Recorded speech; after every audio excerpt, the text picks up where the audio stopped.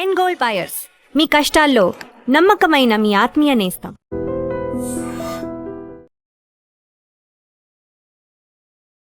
I dream చూస్తున్న ప్రేక్షకులందరికీ నమస్కారం. ఈరోజు మనతో పాటు జ్యోతిష్య వాచస్పతి బ్రహ్మశ్రీ పోతుకుచ్చి చంద్రమౌళి శాస్త్రి గారు మనతో పాటు ఉన్నారు. గురుగారితో మాట్లాడదాం. నమస్కారం గురుగారు. ఓం శ్రీమాత్రే నమః. ఓం గణేశాయ నమః. గురుగారు, చాలా మందికి అప్పు అనేది ఒక భూతంలా కనిపిస్తూ ఉంటుంది. ఎందుకు అలా అన్నాను అంటే ఏంటంటే పదే పదే దాన్ని తలుచుకుంటూ బాధపడుతూ ఉంటారు చాలామంది. ఏంటంటే అప్పులు ఉన్నాయి అని దాని గురించి మనాది పడడం, బాధపడుతూ ఉంటారు. అయితే దాని నుంచి బయటపడాలన్నా లేదా ఆర్థికంగా బాగుండాలన్నా ఆధ్యాత్మికంగా మనం ఏమైనా చేసుకోవాల్సిన పరిహారాలు ఉంటే తెలియజేస్తారా? అమ్మ, మన ఋషులు ఎన్నో రకాలైనటువంటి మంత్రాలని ఇచ్చారు, తంత్రాలని ఇచ్చారు, స్తోత్రాలని, శ్లోకాలని ఇచ్చారు. అవన్నీ ఎన్ని చదివినా ఎన్ని ఇచ్చినా ముందు మనలో మనకంటూ ఒక ఆత్మస్థైర్యం ఉండాలి. మనస్సుని మనకి మనమే ముందు ప్రిపరేషన్ చేసుకొని ధైర్యాన్ని ఆకలింపు చేసుకోవాలి. మనస్సులో ధైర్యం లేనివాడు అప్పు చేయడు. అప్పు చేసినవాడు మనసులో ధైర్యం లేకపోతే వాడు నిలబడలేడు, కూర్చోలేడు, పడుకోలేడు. అవునా కదా? అంటే మీరు అడిగినట్టుగా మనకున్నటువంటి పంచభూతాలు మనల్ని కాపాడతాయి. ఆ భూతం వేరు. మీరు అడిగారు కదా ఇందాక. మనకున్నటువంటి నరఘోషలు కూడా భూతం లాంటివే. కానీ అప్పు ఎవరు తీసుకొచ్చి మన చేతిలో ఆ మాట అనేటటువంటిది ఎవరు ఇవ్వరు, అప్పు ఇవ్వరు. మనంతట మనమే అవసరాల కోసం చేసుకుంటాం అప్పుని. లేకపోతే కొంతమంది కోరికలతో అప్పుని చేస్తారు. అవునా కదా? అవసరానికి చేసేటటువంటి అప్పు ఎవరైతే చేస్తారో వారు వారి యొక్క పరిధుల్ని దాటి ఒక రకంగా అప్పు చేయరమ్మా. అదే కోరికలతో చేస్తారు చూసారా? ఆ కోరికల వలన చేసేటటువంటి అప్పు వాడు ముందే ప్లాన్ చేసుకుంటాడు. తీరుస్తా, లేకపోతే చేతులు ఎత్తేస్తా. దాన్ని మన వాళ్ళు ఐపీ అని కోర్టుకెళ్ళినా ఎవరేం చేయలేరు. అది బెదిరిస్తాడు. లేకపోతే వాడు కాదు, వీడు నలుగురిని రౌడీని పంపిస్తాడు అడుగుతున్నందుకు. లేదా పోలీస్ స్టేషన్లో ముందు అప్పు తీసుకున్నవాడే వెళ్ళి వాడు నన్ను చిత్రహింసలు, హెరాస్మెంట్ పెడుతున్నాడు, కాబట్టి ఈ రుణ బాధల నుంచి నా వల్ల కాదండి, నేను చచ్చిపోతాను ఇట్లా అడిగితే కనుక అని చెప్పిన వాళ్ళు చాలామంది ఉన్నారు. అవునా కదా? రుణం తీసుకున్నవాడు ఎదురు తిరుగుతాడు. కాబట్టి రుణం అనేటటువంటిది మహాభూతము, మామూలు భూతం కూడా కాదు. దాన్ని రుణము అంటారు, లేకపోతే అప్పు అంటారు. అప్పు అనగానే వెంటనే మనసులో రకరకాలైనటువంటి వికారాలు కలుగుతూ ఉంటాయి. ప్రతి ఇంటిని టచ్ చేయండి. ఎవరో ఒకళ్ళు మాకు ఆ అప్పులు ఉన్నాయి, ఉన్నవాడు అదే మాట. నార్మల్ శాలరీ తీసుకునేవాళ్ళు అదే మాట అంటారు. కోట్ల డబ్బున్న వాళ్ళకి అప్పులు అనే బాధలే ఉంటాయి. దాని క్రెడిట్ అని కూడా ఇంగ్లీష్లో పేరుంది. అట్లాగే గవర్నమెంట్ జాబ్స్ చేసే వాళ్ళకి అప్పులు ఉంటాయి. అసలు అప్పు లేనివాడు ఎవరున్నారు? మనం పుట్టింది దేనికో తెలుసా? రుణానుబంధాలు తీర్చుకోవడానికి. రుణానుబంధాలంటే ఒక తల్లికి తండ్రికి ఒక కొడుకుగా వాళ్ళిద్దరినీ సేవ చేసుకొని ఆ పుణ్యాన్ని ఆర్జించుకుంటూ పూర్వజన్మల్లో ఏదైనా పాపాలు చేసుకుంటే కనుక తల్లిదండ్రుల్ని సేవ చేసుకోవడం ద్వారా ఆ రుణ బాధ పోతుంది. అంటే రుణ విముక్తుడు అవుతాడమ్మ. అందుకనే తండ్రి డైరెక్ట్గా ఎప్పుడు కూడా కొడుక్కి డబ్బులు ఇవ్వడు, కింద పెడతాడు. లేకపోతే విడిగా ఇప్పుడు ఫోన్లు వచ్చినాయి కాబట్టి ఫోన్లోంచనే వేయచ్చు, డైరెక్ట్గా డబ్బులు ఇవ్వరు. ఎందుకంటే ఆ తండ్రి రుణానుబంధం కానీ, లేకపోతే ఇతను కూడా తండ్రికి డైరెక్ట్గా డబ్బులు ఇవ్వకూడదు. వీళ్ళ రుణానుబంధం అనేటటువంటిది విడదీయరనేటువంటిది తండ్రికి కొడుక్కి. అంతే కదమ్మా? జీవంతో ఆ ఇష్టాన్ని, ప్రేమని రంగరించి రక్త సంబంధమే కొడుకు కాబట్టి. అందుకని ధనముతో తండ్రి కొడుకులతో ఎప్పుడూ లింక్ ఉండకూడదు. దాని ద్వారా ఏమవుతుందమ్మా? కొట్టుకున్న తండ్రి కొడుకులు ఉన్నారు, చంపుకున్న తండ్రి కొడుకులు ఉన్నారు. అట్లాగే రోజు తిట్టుకునే వాళ్ళు ఉంటారు, లేకపోతే ఇంట్లోంచి వెళ్ళిపోయినటువంటి వాళ్ళు ఉన్నారు తండ్రి కొడుకుల్లో ఒకళ్ళు. అప్పు తీసుకొని తండ్రి దగ్గర అసలు అప్పేంటి, లేకపోతే కొడుకు దగ్గర అప్పేంటమ్మా? ఇవ్వగలిగితే ఇవ్వాలి. దాన్ని వడ్డీలు తీసుకునే వాళ్ళు కూడా ఉన్నారమ్మా. అసలు ఆ యొక్క బంధము మహా నరకం. వాళ్ళు తండ్రి కొడుకులను కూడా చెప్పుకోవడానికి వీల్లేనటువంటి నరకం. కాబట్టి ఆ రుణానుబంధము తండ్రి కొడుకులకి కానీ, లేకపోతే అక్కా చెల్లెలకు కానీ, తల్లి కూతుళ్ళకి కానీ ఎప్పుడూ ఉండకూడదమ్మా. రక్త సంబంధాలకి రుణానుబంధము ఉండకూడదు. కానీ ఈ అప్పు అనేటటువంటి భూతము కొంతమంది కోరికలని చెప్పాను కదమ్మా. ఒక గృహం కట్టుకోవటానికో, లేకపోతే ఒక స్థలం కొనుక్కోవటానికో. ఒకప్పుడు ఏంటంటే బ్యాంకుల్ని ఆశ్రయించేవాళ్ళు డైరెక్ట్గా. వీళ్ళది ఏదన్నా ఉంటే పెట్టుకొని ఆ ఇల్లు కట్టుకునేవాళ్ళు. ఇప్పుడు అట్లా కాదు. మనకి ఫోన్లు వస్తూనే ఉంటాయి. రోజుకి ఒక డజన్ ఫోన్లో వస్తాయి. మేము ఫలానా బ్యాంక్ నుంచి మీకు 1,00,000 రూపాయలు రెడీగా ఉంది అప్పు. లేకపోతే ఎన్నో రకాలుగా, ఒకటే కాదు, ఎన్ని యాప్స్ ఉన్నాయో అన్ని యాప్స్ నుంచి మనకి ఫోన్లు వస్తూనే ఉంటాయి అందరికీ. ఎవరైతే మానసికంగా వీక్గా ఉంటాడో, ఎవరైతే దుర్మార్గంగా ఆలోచించే మనస్తత్వాలు, నేను ఒకరిని అనట్లేదమ్మా, దుర్మార్గంగా ఆలోచించే వాళ్ళు ఉంటారో, దుర్వ్యసనాల వైపు ఆకర్షితుడై డబ్బు లేక ఆల్రెడీ అన్ని చోట్ల అప్పు చేసి అప్పు దొరక్క చివరికి వీటిని ఆశ్రయిస్తారో, లేకపోతే ఇంకొంతమంది ఉంటారు అప్పు చేసే వాళ్ళు అందరిని అడుగుతారు. అన్నకి తెలియకుండా తమ్ముడిని అడుగుతారు, తమ్ముడికి తెలియకుండా అక్కని అడుగుతారు, అక్కడికి తెలియకుండా చెల్లెల్ని అడుగుతారు, ఇక చుట్టుపక్కల వాళ్ళందరినీ అడుగుతారు, లేకపోతే మా నాన్నగారు మా అమ్మగారు తీసుకోమన్నారని అప్పు అడిగే వాళ్ళు ఉంటారు. అంటే అప్పు చేసేవాడికి ఇది ఒక చైన్ రియాక్షన్గా వర్తించేసి వాడు అప్పు తీసుకొని అందరి చేత వాడేసుకుంటారు. ఒక మనిషినే కాదమ్మా, ఒకటి మెంటాలిటీ అట్లా ఉంటుంది. ఏమవుతుంది చివరికి వాడు అక్కడే ఉంటాడు, చుట్టూ కూడా భూతాల్లాగా వాళ్ళందరూ వెయిట్ చేస్తూ ఉంటారు. ఏదో బాబు నా అప్పు తీసుకున్నావు, ఏది డబ్బులు ఏమని. కొంతమంది రాయించుకుంటారు, కొంతమంది రాసుకోరు. అప్పుడు ఏమవుతుంది, రాసుకునే వాళ్ళు ఏం చేస్తారు, కొట్టడానికి కూడా సిద్ధంగా ఉంటారు. అంటే ఇవన్నీ భూతాలు కాదమ్మా. అంటే అప్పిచ్చిన వాడిని మీరు భూతంగా చిత్రీకరించినట్టేగా తీసుకున్నవాడు. దేనికి తీసుకున్నామంటే దానికి సమాధానం ఉండదు. అదే ఒక గృహం, ఒక భూమి ఉందమ్మా, ఆ భూమిలో అప్పు తీసుకునేవాడు ఒక బ్యాంక్కి వెళ్తాడు, సంతకాలు దానికి 30 కాగితాలు లేకపోతే 300 సంతకాలు ఉంటాయి, చేస్తాడు. అవసరమైతే ఆ ఇల్లు తీసుకుంటారు కాబట్టి వీడికి భయం ఉండదు. అవునా కదా? మరి ఒక వెహికల్ తీసుకునే వాళ్ళు ఉంటారు. కొంతమంది పెళ్ళిళ్ళు చేయడానికి కూడా అప్పులు చేస్తారు. ఇక్కడ ఒకటి ఆలోచించాలి ఎప్పుడూ కూడా, అందరూ కూడా, మన దగ్గర ఒక 10 రూపాయలు మన దగ్గర ఉన్నాయమ్మా. మనకు కావలసిన వస్తువు ఒక 40 రూపాయలు వస్తువు ఉంది, మన దగ్గర 10 రూపాయలే ఉన్నాయి. 10 రూపాయలు ఉన్నవాడికి రుణం ఇచ్చేటటువంటి వాడు ఏమంటాడంటే, మీరు ముందు 3 రూపాయలు కడితే చాలండి, మిగతాది ఒక 3 సంవత్సరాలు 7 సంవత్సరాలు నెలకి ఎంత కట్టాలంటాడు. వీడేంటంటే, అరే ఇంకా నా దగ్గర ఉన్న 7 రూపాయలు మిగులుతున్నాయి, 3 రూపాయలే కదా అని 3 రూపాయలు వెంటనే అదేదో డౌన్ పేమెంట్ అంటారు, అది కట్టేస్తాడు. ఇక వీడు కడుతూ ఉంటాడు చూడండి, 13 సంవత్సరాలు గడిచిన వెనక్కి చూస్తే అప్పు తీరదు. అది ఏదైనా చిన్న వస్తువైనా, ఫోన్ అయినా, చివరికి ఇల్లు అయినా, వెహికల్ అయినా, ఏదైనా సరే. ఇక ఆ అప్పు చక్రవడ్డీ, బారు వడ్డీ అంటారు కదా, పెరిగిపోతూనే ఉంటుంది. మహానుభావుడు వెంకటేశ్వర స్వామి కుబేరుడికి ఇస్తూనే ఉన్నట్టుగా అదంటే దైవలీల. అది మన పాపాల కోసము, మనం చేసిన పాపాలన్నీ కూడా హుండీలో వేస్తాం కాబట్టి డబ్బు రూపకంగా అది ఎంతోమందికి అనాథాశ్రయాలకని లేకపోతే వైద్యశాలలకని ఉపయోగిస్తూ ఉంటారు కదమ్మా. అంటే వెంకటేశ్వర స్వామి ఏది ఆలోచించకుండా చేయరు కదా, వాళ్ళ దైవలీలలు అంటారు. వెంకటేశ్వర స్వామి లీల అది. అందుకని అది కథ మనం వెళ్ళి చూడలేదు. కాబట్టి మన పాపాలన్నీ కూడా కర్మల రూపకంగా హుండీలో వేసి అది అందరికీ కూడా పంచేస్తాడు కాబట్టి ఆయన అప్పు ఎప్పటికీ కూడా రుణము తీరదు అంటారు. అంతేగాని వెంకటేశ్వర స్వామికి రుణం ఏంటమ్మా, అదంతా కూడా స్టోరీసు. కాబట్టి మరి మనం చేసేటటువంటిది స్టోరీ కాదు, నిజమైనటువంటి చర్య. కాబట్టి రుణము చేసేటటువంటి వాళ్ళు మీ దగ్గర ఒక 30 రూపాయలు ఉన్నప్పుడు 10 రూపాయలు చేయండి, 25 రూపాయలు ఉన్నప్పుడైనా సరే 15 రూపాయలు అప్పు చేయండి. అవసరమైతే ఈ వస్తువుని అమ్మైనా సరే అప్పు తీర్చేసేటట్టు ఉండాలి. ఇప్పుడు 25 రూపాయలు పెట్టి ఒక స్థలం కొన్నాడమ్మా, 40 రూపాయలు అప్పు, అది యాక్చువల్లీ 15 రూపాయలు అప్పు తీసుకున్నాడు. వీడు కట్టలేకపోతున్నాడు, గొంతు మీదకి వచ్చింది, నా వల్ల కాదనుకుంటున్నాడు. ఇటు కుటుంబ పోషణే చేస్తాడా, అప్పే తీరుస్తాడా? వెంటనే ఏం చేయాలి, ఇది 27 రూపాయలకో 30 రూపాయలకో అమ్మేయాలి. భూమి అయితే కనుక డబ్బు ఎక్కువే వస్తుంది. లేదా మరీ అవతల వాడు కత్తి పెట్టేశాడు అనుకోండి, ఏం చేయాలి, 23 రూపాయలకి అమ్మేసి 15 రూపాయలు వాడికి తీర్చి మిగతా 8 రూపాయలతో హ్యాపీగా ఒక దైవక్షేత్రానికి వెళ్ళి, నాయన జీవితంలో అప్పు చేయను, నేను అద్దీంట్లోనే ఉంటాను, అయిపోలే. వాడు ఎంత రిలాక్స్గా తింటాడు, ఎంత రిలాక్స్గా పడుకుంటాడు. అదే 3 రూపాయలు డౌన్ పేమెంట్ చేసి దాదాపు 37 రూపాయలు జీవితాంతం నువ్వు నరకం. ఎందుకమ్మా ఇప్పుడు విదేశాలకి చదువు కోసం పంపించలేదమ్మా, ఎంతమంది క్షోభిస్తున్నారు చెప్పండి.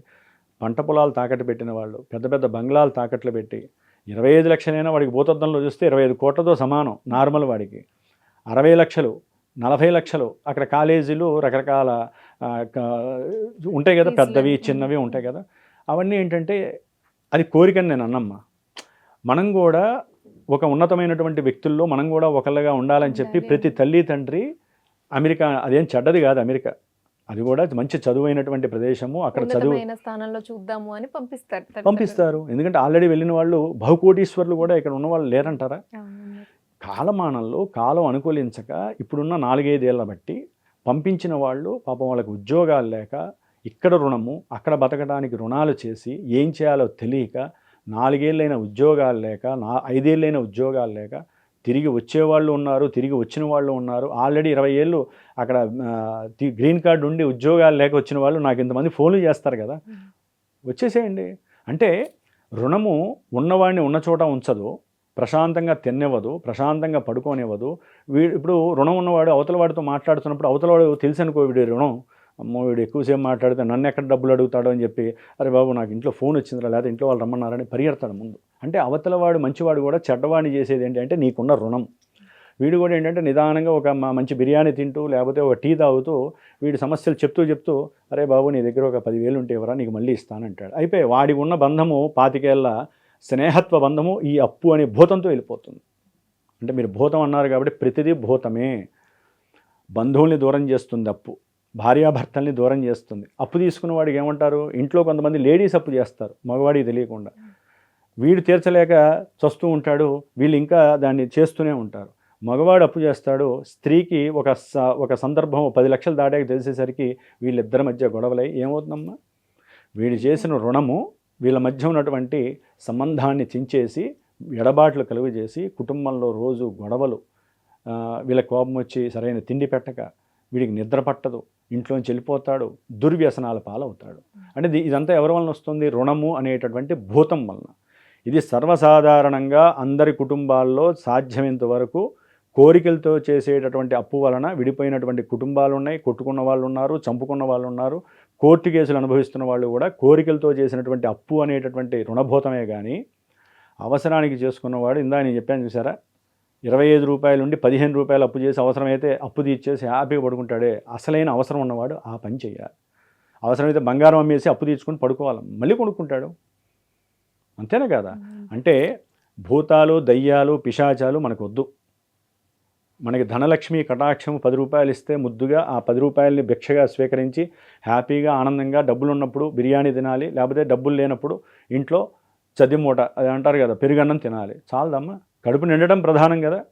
కాబట్టి వాళ్ళని చూసి మనం కూడా అప్పు చేయాలి అనే భావన ఎవరికైతే ఉందో, ఇప్పుడు ఎక్కువగా సెల్ ఫోన్స్కి, బండ్ల వెహికల్స్, మోటార్ వెహికల్స్కి అప్పులు ఎక్కువగా ఇచ్చేవాళ్ళు అయ్యేసరికి ప్రతి వాళ్ళు కూడా వెహికల్స్ తీసుకుంటున్నారు. ఏమవుతుందమ్మా, కట్టేవాళ్ళు తక్కువ అవుతున్నారు, ఉద్యోగాలు లేక మానసిక క్షోభతో పాటుగా వీళ్ళకు ఉన్నటువంటి కీర్తి, గౌరవము, ప్రతిష్ట, 100 కోట్లు అప్పు చేసి బిజినెస్ పెట్టిన వాళ్ళు కూడా నట్టేట మునిగిన వాళ్ళు ఇంతమంది ఉన్నారమ్మా. నాకున్న 30 సంవత్సరాల్లో నేను ఎంతోమందిని చూశాను.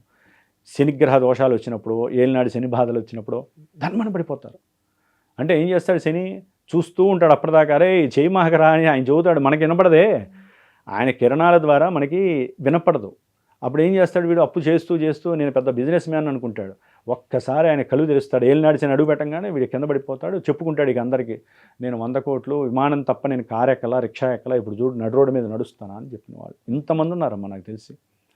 అట్లాగే నేను అనేది ఏంటంటమ్మా, రుణం చేసేటప్పుడు మాత్రము ఆలోచించండి, ఇది మహాభూతము. కొంతమంది ఇళ్లల్లోంచి పంచదారలు, ఇళ్లల్లోంచి కందిపప్పులు కూడా తీసుకునే వాళ్ళు ఉన్నారు. వాళ్ళ ఇంట్లో ఉన్నాయి, కొనుక్కునే స్టామినా ఉన్నా కూడా ఏముందిలే ఈ పూటకే కదా అని తీసుకుంటారు. ఎవరైతే గనక అవతల వాళ్ళని ధనరూపకంగా కాకుండా ఏ వస్తువైనా సరే అప్పుగా అడిగితే ఆ ఇంట్లో లక్ష్మీదేవి నిలబడదు. ఇచ్చిన వాళ్ళు కూడా ఇక వాళ్ళని తిట్టుకోవడం ఇప్పటిదాకా మంచిగా మాట్లాడుకుంటారు. ఇచ్చిన వాళ్ళు ఆవిడికి ఇంత స్పూన్ ఇస్తేనే ఆ స్పూన్ వచ్చేంత వరకు కూడా అత్త లేదు, కోడలు లేదు, ఏది ఉండదు. అవునా కదా? మరి అలాంటిది ఒక గ్లాసు పంచదారో ఒక గ్లాసు కందిపప్పు ఇచ్చి ఆవిడ ఇంకా ఇవ్వలేదే అని అనుకోరా? ఇది ఒక భూతం లాంటిది కాదా? అది కూడా ఒక అప్పేగా, కందిపప్పు అప్పును. ఇచ్చిన వాళ్ళకి మంచిది కాదు, తీసుకున్న వాళ్ళకి మంచిది కాదమ్మా. కాబట్టి రుణాన్ని చేసేటటువంటి వాళ్ళు ముందు ఆ రుణానికి సంబంధించినటువంటి ఆలోచన చేయండి. ఒకవేళ రుణ బాధలు తట్టుకోలేక అల్లాడుతున్న వాళ్ళు కుజగ్రహం, దీంట్లో మళ్ళీ గ్రహాల దగ్గరికి వస్తే కనుక అంగారకుడు అంటే కుజగ్రహము అంటారమ్మా. ఎవరి జన్మజాతకాలలో అయితే 6వ స్థానము రుణస్థానము, 12వ స్థానము అప్పు స్థానము, 8వ స్థానము ఆటంక మృత్యుస్థానము అంటారు. ఈ స్థానాల్లో పాపగ్రహాలుండి కుజగ్రహము 12లో ఉన్న, కుజగ్రహము 6లో ఉన్నా కూడా వాళ్ళు జీవితంలో అప్పులోంచి బయటపడలేరు. అందుకని వీళ్ళు నిత్యము కూడా సాధ్యమైనంత వరకు కుజుడికి సంబంధించినటువంటిది స్తోత్రం ఉంటుందమ్మా. ఇది మా దాంట్లోనేమో మంత్రం ఉంటుంది, అగ్నిర్మూర్ధాదివ కకుత్పతి పృథివ్యా అయం అపాగుం రేతాగుం సిజన్వతి, ఈ మంత్రం ఉంటుంది. అది 7000 సార్లు మాలాంటి వాళ్ళని చేసి కొంతమందికి తీర్థం ఇస్తాం. వీళ్ళు కొంతమంది చాలామందికి ఈయన ఏంటంటే శత్రువు, రోగము, రుణము రెండిటికి మూలకారకుడు. కానీ రుణ విముక్తే ఇదేంటంటే కుజారిష్టేతు సంప్రాప్తే కుజ పూజాంచకారయేత్ కుజ ధ్యానం ప్రవక్ష్యామి రుణపీడోపశాంతయే. నాయన కుజుడ రుణపీడని కాస్త ఉపశాంతం చేయనా, మాకు రుణాలని తీసేసాయని చెప్పి ప్రతి మంగళవారము కుజగ్రహం దగ్గరికి వెళ్ళి 7 ఒత్తులు కలిపి ఎరుపు ఒత్తి దీపారాధన చేసి ఆవ నూనె వేసి దీపారాధన కనుక చేసి కింద కాస్త కందులు వేసి బ్రాహ్మడికి ప్రతి వారము వెళ్ళినప్పుడల్లా వారికి తోస్తే కిలో ఇవ్వచ్చు, లేకపోతే ఒక 1/4 కిలో అయినా సరే బ్రాహ్మడికి కందిపప్పు దానం ఇచ్చి నమస్కారం చేసుకుంటే ఆ యొక్క శక్తి వీరికి అప్పుని తీర్చేటటువంటి శక్తిగా మారుతుందమ్మా. కాబట్టి అప్పు తీర్చిన వాళ్ళు కొంతమంది, నేను ఎంతోమందికి హోమాలు కూడా చేశానమ్మా నా పీఠంలో.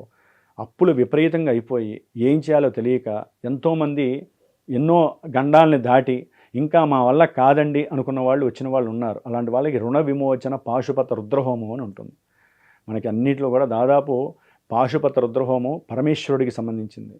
అది గనక ఒక్కసారి చేయించుకుంటే వాళ్ళు గనక కూర్చొని చేసుకున్న, ఒకవేళ దూర ప్రాంతాల్లో ఉన్నవాళ్ళు ఒక వీడియో ద్వారా, అంటే నేను చాలామందికి వీడియో ద్వారా కూడా ఆ 3 గంటలు 2 గంటలు వాళ్ళు అలాగే కూర్చుంటారు. వాళ్ళకు మంత్రం ఇస్తే వాళ్ళు చదువుతూ కూర్చొని ఈ హోమాన్ని కనుక చూసిన, లేకపోతే దగ్గరున్న వాళ్ళు వాళ్ళంతటా వాళ్ళు వాళ్ళ ఫ్యామిలీ వచ్చి కూర్చొని ఈ రుణ విమోచన పాశుపత రుద్ర హోమాన్ని కనుక ఆచరించినట్లయితే తప్పనిసరిగా దానికి సంబంధించినటువంటి ద్రవ్యాలు వేస్తూ ఆ హోమాన్ని మనస్ఫూర్తిగా ఎవరైతే చేస్తారో తప్పకుండా ఆ యొక్క విమోచనం కలుగుతుంది. రుణ విమోచనం చిన్నవాళ్ళైనా, ఎందుకంటే హోమాలు ఏమీ లక్షల్లో ఉండవమ్మా, కోట్లల్లో లక్షల్లో ఉండవు. ఎవరి స్టామినాకి తగ్గట్టుగా వాళ్ళు చేసుకోవచ్చు. ఆ హోమానికి ముందు కుజగ్రహ వేదమంత్రాన్ని నేను 7000 సార్లు 2 బ్రాహ్మణులతో చేయించి క్షీరతర్పణాలు వదిలించేసి కుజగ్రహానికి సంబంధించినటువంటిది హోమం చేపిస్తాను. ఆ భస్మాన్ని పెట్టుకొని ఎవరైతే రుణ విమోచన అంగారక స్తోత్రం అని చాలామందికి తెలుసు, అది గనక 70 రోజులు ఈ భస్మాన్ని పెట్టి ధరించుకొని అది చేస్తారో నిదానంగా తగ్గిపోయే అవకాశము ఈ యొక్క కుజగ్రహ అనుగ్రహం దొరుకుతుంది. లేకపోతే వాళ్ళ జీవితాంతము వాళ్ళ యొక్క జన్మజాతకంలో ఉన్నటువంటి కుజగ్రహ ప్రభావంతో పాటుగా ఈ శని ప్రభావం తోడైతే అది కాస్త ఇంత దూరంగా మారుతుంది. సంవత్సరంలో తీరాల్సిన ఉప్పు 10 సంవత్సరాలు అవుతుంది. శని లేటుగా ఉంటాడు కాబట్టి ఎన్నో ఉంటాయమ్మా మర్మగర్భాలు జాతకంలో. అవి సరైన గురువుని ఆశ్రయించి వారికి ఉన్న సమస్యని చెప్పుకొని వారి జన్మజాతక పరిశీలన చేస్తే ఏది కరెక్ట్గా జరుగుతుంది. అంతేగాని మనం చిన్న చిన్న పరిహారాలు చెప్పినంత మాత్రాన, చిన్న చిన్న పరిహారాలతో ఏ అప్పులు తీరవు, ఏ లక్ష్మీదేవి వచ్చి పడదు. దానికి తగ్గ రెమెడీ చేసుకోగలిగే స్టామినా ఉంటేనే 10 రూపాయలు పోతేనే 100 రూపాయలు వస్తాయి. అవునా కదా? ఇప్పుడు ఏదైనా అంతే కదమ్మా, ఎక్కడైనా సరే 10 రూపాయలు పెడితేనే కదా వాడికి 100 1000 వచ్చేది, లేదా 10 రూపాయలు పోతుంది. కానీ మన యొక్క సనాతన ధర్మంలో మనకున్నటువంటి ఋషి పుంగవులు ఇచ్చినటువంటి ధర్మశాస్త్రంలో, ఈ వేదశాస్త్రంలో, జ్యోతిష శాస్త్రంలో ఎవరైనా ఒక పూజని కానీ, స్తోత్రాన్ని కానీ, హోమాన్ని కానీ, అభిషేకాన్ని కానీ ప్రదక్షిణాలు చేస్తే ఆ పుణ్యము వెంటనే రాకపోయినా ఎక్కడికి పోదు. 10 రోజులకో 20 రోజులకో నెల రోజులకో కంపల్సరీ కాలము వాళ్ళ చేతిలో తీసుకొచ్చి పెడుతుంది. అరే నువ్వు నాకు పూజ చేసేవరా, తీసుకోపో అని. ఎట్లా?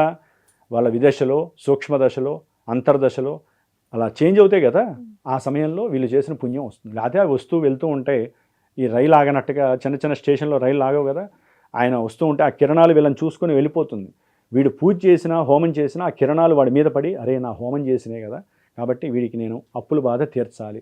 ఇట్లా మనం అన్వయించుకుంటే అమ్మ లౌకికమైనటువంటి ఎన్నో భాషల్ని కూడా మనం అవలంబన చేసుకొని మనకున్న సమస్యల్ని నివృత్తి చేసుకోవడానికి మన శాస్త్రాలలో ఎన్నో పూజలు, ఎన్నో వ్రతాలు, ఎన్నో హోమాలు ఉన్నాయి. ఆశ్రయించి చేసుకోవడం ద్వారా మాత్రమే ఈ రుణము అనేటటువంటి మహాభూతము దూరం చేసుకునేటటువంటి అవకాశం లభిస్తుంది.